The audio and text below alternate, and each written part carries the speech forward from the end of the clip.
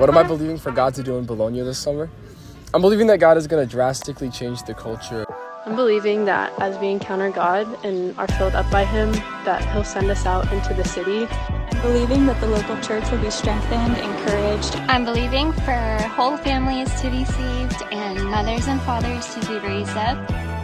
I'm believing for God to send laborers into a harvest ready to receive Jesus. Our biggest evangelism tool is our transported life. I'm believing for the broken to be put in families and the lonely to be found. I believe it's on God's heart to grow His church both deep and wide. I'm believing for kids and college-age students to come to know Jesus and live wholeheartedly for Him.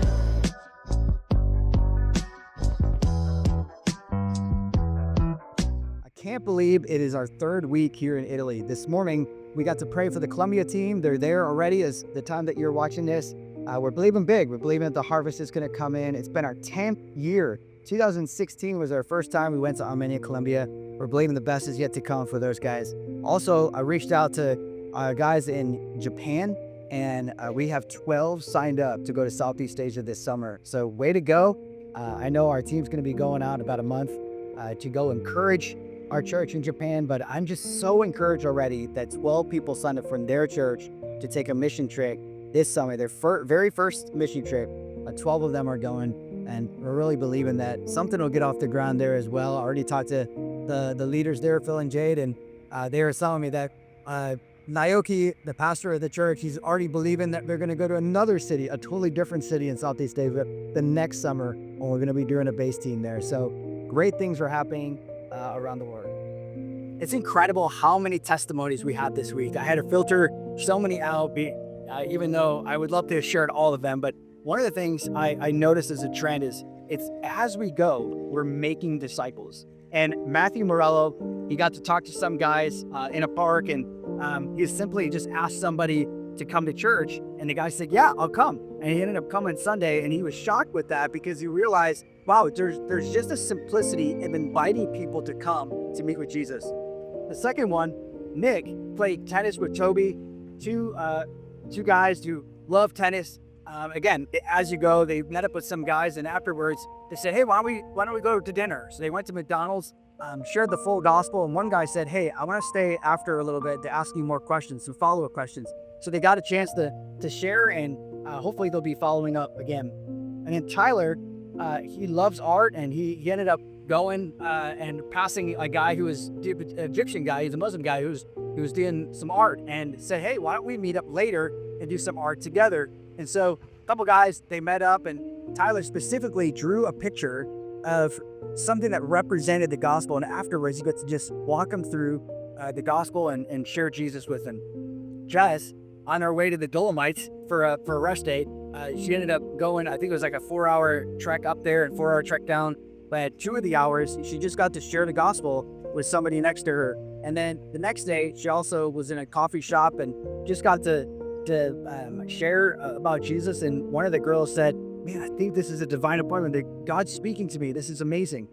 I just love to see our people just go out, and as you go about their normal business, whether it's the laundromat, we've got people going to dinner, lunches, breakfast, and playing sports, going in for a stroll in the park, or going to get cannolis. I'm trying to work on some people in the local cannoli shop and just build a relationship with some of the people there. And it's a slow process, but it's just the way we're made for this. It's as we go, we make disciples.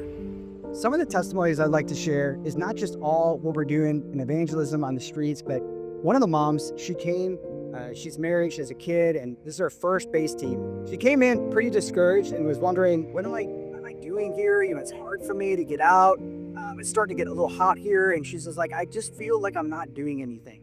Although she's a little hard on herself. She is sharing the gospel. She's out there. But one of the things she felt like during June time, she went up to somebody and just asking for prayer. And one of our girls just said, hey, I see that God is clearing the forest, and he's bringing you into a time of refreshing. And she's like, you know what, I'm leaving this weekend, I'm on the 3-week base team, and I just got to see God give me a refreshing times in the morning. I'm going in refreshed. It's not just, again, evangelism testimonies, but God brings you on mission to transform our hearts.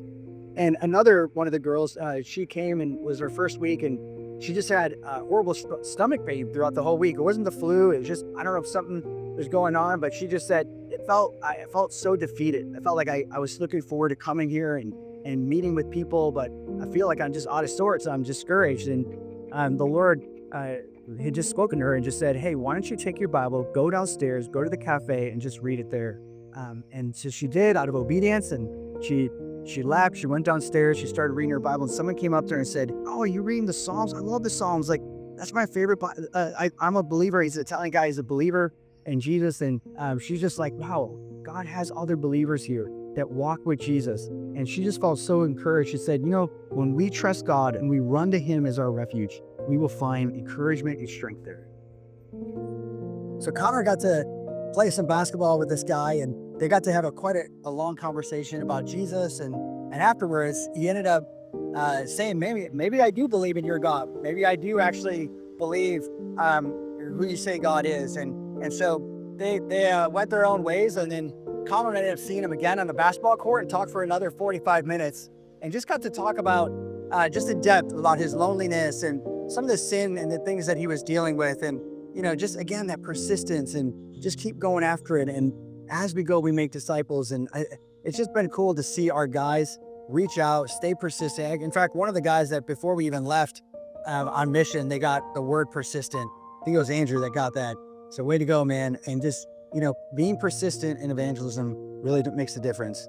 And then Robin, kind of along the same lines, she was on the university, the campus, and she was just having a hard time. The conversation was kind of awkward. And she just paused and prayed in her seat and said, you know what, Lord, what are you doing? You're the only one that can open up hearts. You're the only one that can lead me to the right people that want to know the Lord. And so in the evening outreach, she tried again, round 2, being persistent. She met a woman, a Jewish woman who was kind of a secular Jew. She is culturally Jewish. And one of the things that she had said was, hey, I think one of your people might have shared the gospel with me before. And I could tell that they really know God. I can actually tell that they follow God. And how cool is that? That reminds me of Acts 4:13, that they'd seen the people, they were unschooled, untrained, but they knew they had been with Jesus. In Psalm 118 and 116, it says that the psalmist says, I love the Lord because he hears me. He hears our cry. And so we've been believing in Team Time that we're going to see a salvation. We're going after it.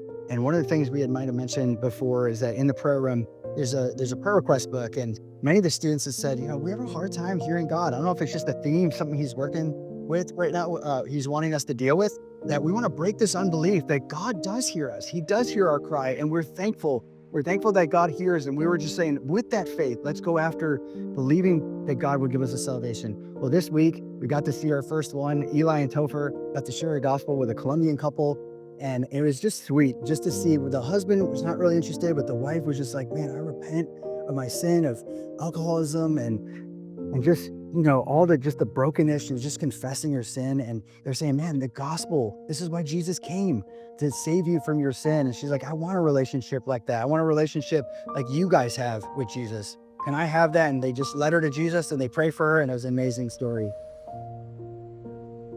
This week I had lunch with Marco, the pastor of Nova Vita in the north, and it was just a great time after they came. And every Wednesday they're coming down to Fort Totori Church, the church we're partnering with the South, and he brings this church, and they're people of prayer. And so we're praying together. He's like, hey, do we want to do lunch afterwards? So him and Benji and I just went out to lunch, and we got to talk about, like, hey, give us feedback. What do you think? He's like, we love you guys.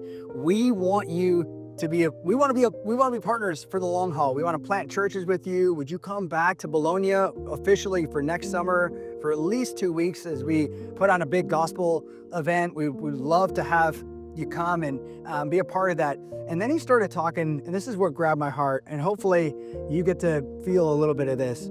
He's like, man, people don't stay in Italy. I think the hard thing is, one of the crew partners that he had just felt that, man, I'm starting to build a relationship with this guy. And then he decides to leave to another country after a little bit. And after we were just starting to get to know one another, and he's like, it's really sad. It's hard. And I couldn't help but think of Matthew 9, where it says that Jesus came down the mountain. He looked and he saw that sheep were without a shepherd. And he was seeing that they were hurting and having a distress, it actually says. And but yet he says, pray to the Lord of the harvest because the harvest is plentiful and the workers are few. And man, I never felt, I don't know if I had, in the last 15 years we've been doing this, if I ever felt a greater need to pray for more laborers. And there's such a need here in Italy. There's a need all around the world. And I'm just really believing in the next couple of years, church, would you believe with me in the next couple of years that we get a domestic church plant and an international church plant off the ground in our church? Would you even pray? We took team time today to pray about whether it's you, how do you want to be a part of the church planting process? How do you want to be a part of the Great Commission? Maybe it's through giving, maybe it's through a scouting trip, maybe it's through a base team, maybe it's through you actually going and sacrificing and saying, we're going to give our lives to the next generation or to a country that doesn't know Jesus or needs a church. And so, when Marco asked, he's like, man, would you be a part of this? I couldn't help but think, man, we do, but we don't want to overpromise. We don't want to promise and underdeliver, but may we be in it and play your part. Maybe you're a prayer warrior. Maybe you're just, you want to give 2 years or 3 years or whatever, or the rest of your life to a nation. But now is the time. We want to strengthen to multiply.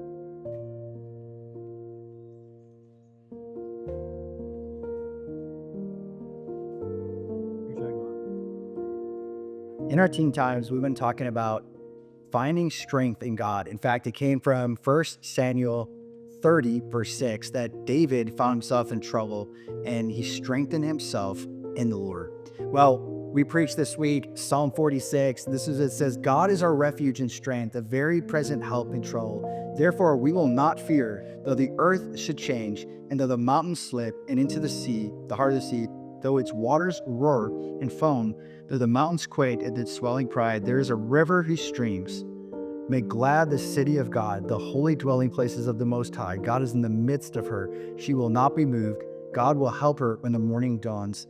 And then it says here that he's our stronghold. And then that famous line in Psalm 46, Spear memorized it, verse 10, cease striving, stop, cease, and know that I am God. And he says, I will be exalted amongst the nations. It's interesting, we read this psalm and we read many psalms that says God is a shelter, God is a refuge, God is a strong tower. Some of the other ones, he's a fortress, he's a castle, he's a rock, he's a cave. And, what does that even mean? And I found that, as I was praying, that when God gave us this word of strength, I didn't even know that the subsequent weeks, people would be saying, man, I really need to know God as refuge. Would you teach me what that means? I'm asking the Lord, like, how do I find strength? How do I actually find strength in God, not these other things? And like we said in previous videos, that it's just really easy to say, I'm praying, I'm worshiping, I'm coming to church, I'm in life group, I'm discipleship, all these things. But then we really do find a lot of comfort. It's not, doesn't last, but a lot of comfort in other things, like our phone that we touch 186 times a day, or movies or media, or just friendships even. We can find so much in people and not find our deep satisfaction or deep strength in the Lord. And so this context I was sharing, this context is so Judah is being taken over. So the two kingdoms are divided, right? You got Israel in the north and Judah in the south, and Israel's already been taken by Assyria, and Syria is ready, the king is ready to come in and invade Judah. And this psalm commemorates the victory, and we'll get there in a second, but you got to go back to 2 Kings 19, and it says this, that when the king, he was shaking in his boots, he was scared, he didn't know if his whole kingdom would have been taken. Hezekiah is freaking out, and he's like, all right, what do I do? And he does the right thing. He goes in 2 Kings 19, it says, it is true, Lord, that the Assyrian kings have laid waste these nations and their lands. They have thrown their gods into the fire and destroyed them, for they are not gods, but only wood and stone fashioned by human hands. Now, Lord, the God of the universe, deliver us from his hand, the king of Assyria, so that all the kings of the earth may know that you alone are God. We've been talking about this whole idea that God answers our prayers. Well, you know what happened next? No one would believe this. 185,000 angels literally annihilated the army, and Israel got the victory. Well, this Psalm 46 commemorates and celebrates that God came through for them. And, one of the things that, I wrote and I shared on Tuesday was that if God could save Hezekiah by bringing 185,000 angels and save them from literally from annihilation as a nation, he will surely help you and me. You know, I know you're probably not facing these kinds of crazy, national scale troubles, but just in your own life, maybe it's marriage, maybe it's the relationship or, workplace or financial, whatever it is, we all have trouble. And I'm finding, honestly, as we're more honest with ourselves and vulnerable with our church, I'm finding that a lot of people are in trouble. They're having, there's trials and tribulations and we can try to wiggle our way out and we could try to find a way to numb out, as we've been talking about, but it just doesn't work. And I know all of you are longing to say, you know what, God, if you say you're a refuge and a strength and a present help in trouble, then I want to believe that's true, but I want to experience that. And that's what I want to help. And I want to pray as we go into this next season that we would find God to be our true comfort. And, there's in the West Wing, in the basement, basically, of the West Wing of the White House, there's this doomsday area where basically, no matter what happens, whether it's biological or chemical or literally a nuclear bomb would drop, the president would be safe and his staff would be safe there. That's the image that God has for us. Even though those people are in the basement of the West Wing, it's not real safety, that we could be in the midst of trouble. We can be in the midst of trials and chaos all around us, and we can find real refuge, real strength in God. And, I came across this story I used to listen to when I first got saved. I used to listen to this guy named David Jeremiah. And in his 50s, in his prime, his church was growing in San Diego, California. He's a very gifted Bible teacher. And one of the things that he went through is he discovered that he had a really terminal cancer, but they somehow found a cure and he got healed from it. And then he found out, maybe about a decade later, he found out he had it again. And this is what he says. He says, it came back with vengeance, and it was nearly impossible for me to accept. I had celebrated a victory over the deadly disease, but I had put it behind me, assigning it to closed files of my unhappy memories. She's like, I want to forget about this thing. I had determined to live happily ever after. All of us would believe that if we went through something as crazy as that, we're probably not going to go through it again. But he found himself again with this diagnosis of cancer. And he's like, it was even more cruel. I felt like almost mockery to a sense of gratitude to God for bringing me through before, but my mood went black. I could not survive another weary bout with this horrible giant. It was the darkest night of my soul. And this is what he did. He wrote out a piece of paper, Psalm 46, and it says this, right? God is help. And he underlined help. And it says, God is a present help. He's present with you right now, helping you. And then he said, he is a very present help, underlined very. That's exactly what it says. It says God is a very present help in trouble. Sometimes you literally feel like when everything's swirling around you, you're like, where's God in this? He wants us to be reminded again. The psalmist is reminding us that if 185,000 angels came to the rescue this nation, surely he is able to rescue you from whatever it is that is plaguing you or hurting you or bothering you. And that is who God is. God is a refuge. The second thing we learn here is that he is a river of refreshment. In Israel, there's what is called Hezekiah's tunnel. And so Jerusalem doesn't have any body of water. There's no river, there's no lakes. And so they took from outside the city, they took the water source, and Hezekiah, knowing that these armies were coming against him, he's like, hey, I want to cut off the water supply to the enemies, and I'll bring the water supply home for our soldiers. And so as we hide underneath the ground, this water source would literally refresh them. And that's where it's talking about. That's where we get this. There's a river or there's a stream that makes glad the city of God. What is he talking about? Jerusalem was a happy city. It was full of joy. Why? Because God provided them with water, with sustenance, with life in the midst of what could have been death. And that's what it seems like. When you run to God in the shelter, sometimes it's just curling up in bed at night and just saying, God, I know you're with me. I know you're there. I know that, would you give me refreshment right now? Like Hezekiah's tunnels, would you give just the wisdom that you've given that man to bring a water source to feed people in the midst of trial? Would you give me that water? He says, you're living water. John 7 says, living waters flow through you and flow out of you. He's talking about the Spirit of God. He said the same thing in John 4 to the woman at the well, a woman that was just full up to her eyeballs in sin. And Jesus said to her, you can drink this living water and you'll be free. That's available every single time. Every single time we knock on God's door, he answers us.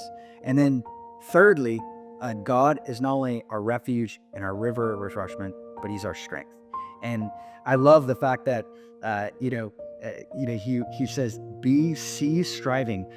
We got all these pictures from, I didn't go this time around, but up by the Dolomites, it's beautiful. You could look it up. A lot of our guys went there on their day off. And a lot of times we think, man, when we go on a retreat, we want to be near a refreshing river or a stream or the mountains. And we kind of picture this Psalm 46 in that environment. Like, we're just like, oh, be still and hear the birds chirping and know that I'm God. And it's just this beautiful scenery. But as I just shared with you, that's not the context. The context is chaos.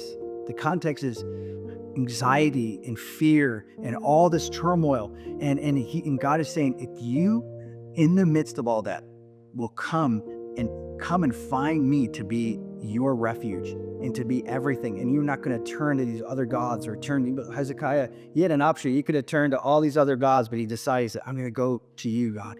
And he rescued him. And it says, cease from striving. Stop trying to make something happen. Stop trying to find God to be the ultimate comfort in your life rather than doing this mixture thing. God doesn't bless the divided heart, because we talked about last week. But cease striving and know that I'm this God who delivered the Israelites many times. I am for you. Who could be against you? I will deliver you as well. Amen. It says here in Exodus 14 that do not be afraid, for God will fight for you. All you need to do is what? It says, be still. Just be still. And in 2 Chronicles 20, I'm afraid, I don't know what to do, but my eyes are on you. That was from Jehoshaphat. Later on in the scriptures, you'll see they went through another crazy battle. And Jehoshaphat said, I can't do things out of my own strength, but I'm going to keep my eyes on you. Isaiah 26 says, those who keep steadfast their eyes on God, he will give perfect peace to.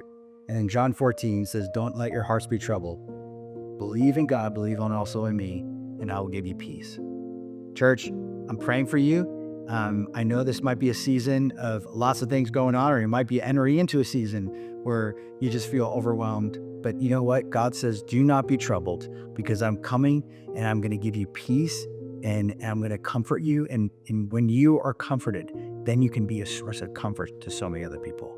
All right, church, as you pray for the nations and you pray for Italy, Colombia, and you just pray for us that we would continue to see more and more fruit, we'd be unified as a team.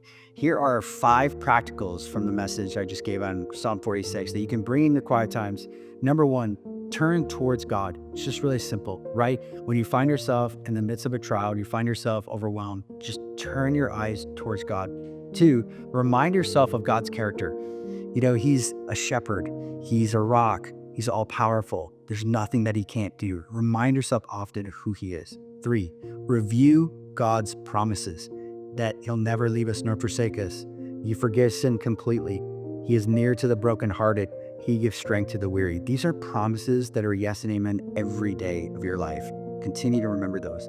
Number 4, recognize your dependence on God. Again, 2 Chronicles 20, I just shared that a second ago, that when you don't know what to do, you keep your eyes on God. Number 5, receive help from God's people. This sometimes is not as easy as you think. To be vulnerable, to be open, to ask for prayer, it breaks our pride.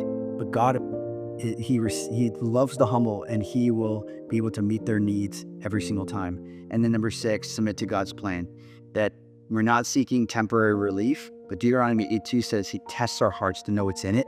And so continue to submit to God's plan until the trial is over and until he produces that character he promises to produce in you through it.